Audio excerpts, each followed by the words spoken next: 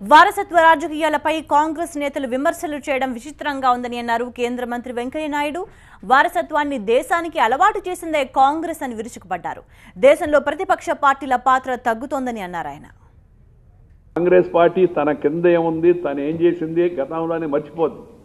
కాంగ్రెస్ ఉపాధ్యక్షుడు రాహుల్ గాంధీ గారికి తెలంగాణకు వచ్చి ఇక్కడ కుటుంబ పరిపాలన జరుగుతోందని, కుటుంబ పరిపాలన దేశానికి మంచిది కాదని, వెనకడికి ఒక ఆయన ఫుల్గా చికెను, మటను, రొయ్యలు, చేపలు తిని ఆ మిగిలిన వాటిని మెడలో వేసుకొని అబీట్స్కి వెళ్ళి కేంద్రానికి వెళ్ళి నెహ్రూ గారి బొమ్మ దగ్గర నిలబడి అందరికీ చెప్తున్నాడు, నాయన శాకాహారం మంచిది, దయచేసి అందరూ శాకాహారంగా ఉండండి, మాంసాహారం మంచిది కాదు.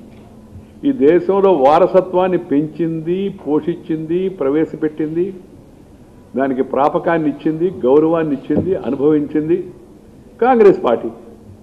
ఇది చిన్న పిల్లవాడు చెప్తాడు. అలాంటి కాంగ్రెస్ నాయకులు వచ్చి వారసత్వ రాజకీయాన్ని గురించి మాట్లాడతారు. మీకు జవసత్వం లేదు, వారసత్వమే ఉంది. You are the perpetrator of dynastic politics.